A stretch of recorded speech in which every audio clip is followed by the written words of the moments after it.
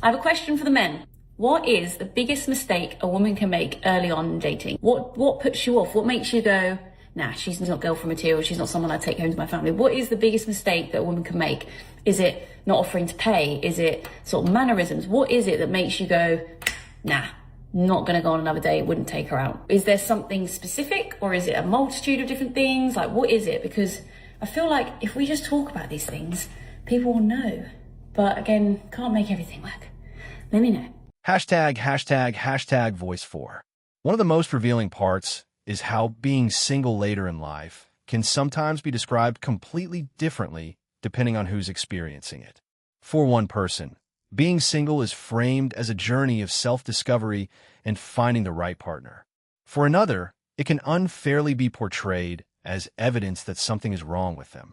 But the reality is more complicated than that.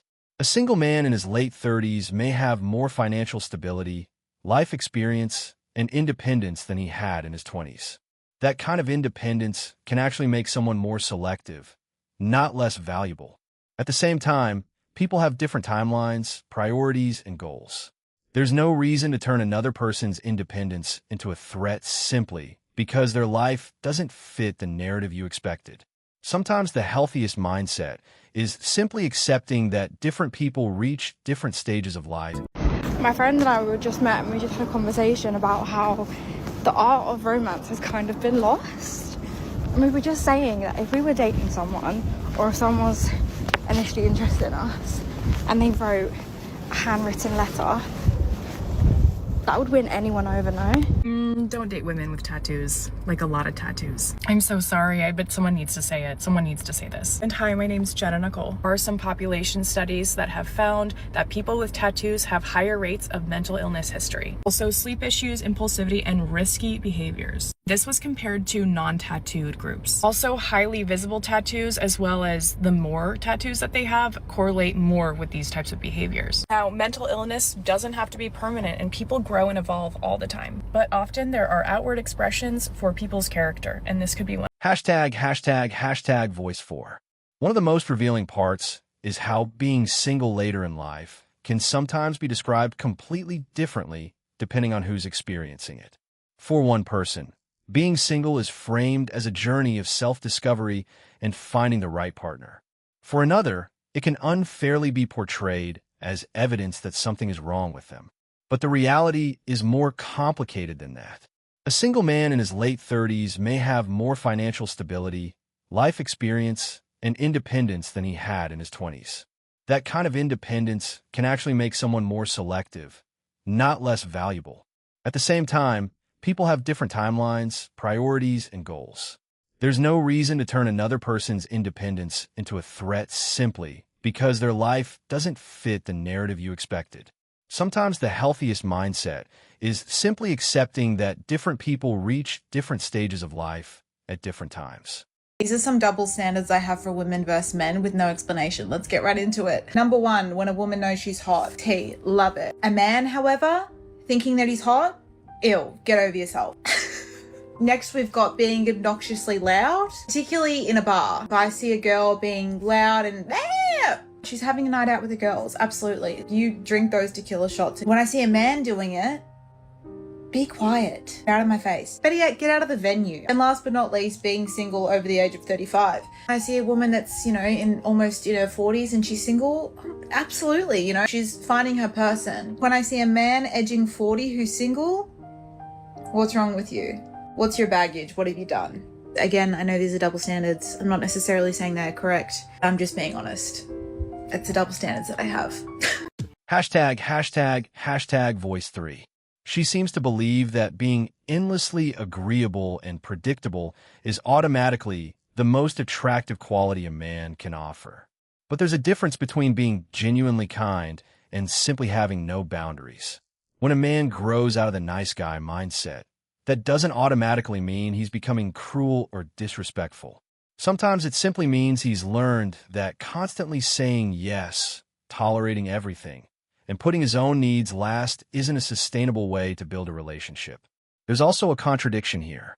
People talk about male loneliness while simultaneously criticizing men for changing the behaviors that once left them feeling overlooked. A man can be kind without being a pushover. He can be generous without being easily controlled. And he can have boundaries without becoming a bad person. The healthiest relationships aren't built around controlling the other person. They're built around mutual respect, attraction, honesty, and the freedom for both people to say no. Moving me from the car insurance. And when I asked them when my last day with insurance would be, he said it's tomorrow. So I have to shop around. I have to find my own car insurance. And I had previously asked him if he could just keep me on there and I would give him my part of the insurance since that would be cheaper for me.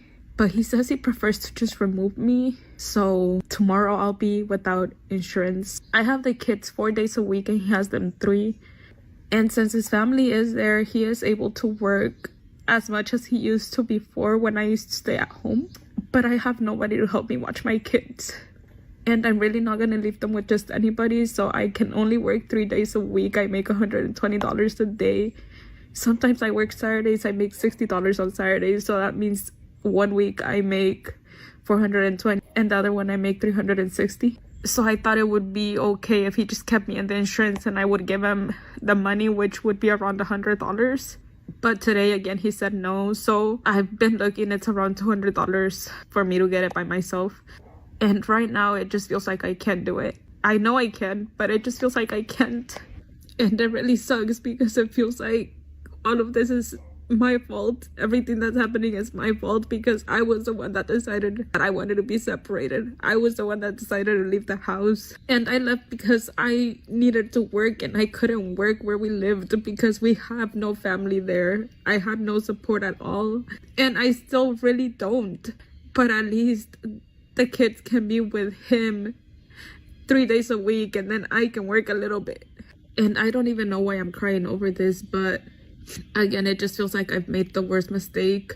I feel like my life is falling apart. I feel like I can't provide for my kids. I feel like I can't be a good mom to them. Hashtag voice 2. When someone makes a permanent decision based on a temporary feeling, it can raise questions about how they think about long-term consequences. In the dating world, that can matter to someone who's looking for stability. The issue isn't necessarily the specific choice itself. It's the broader question of whether a person thinks carefully about how today's decisions might affect their future. A healthy relationship requires both people to think beyond the immediate moment. If someone constantly prioritizes instant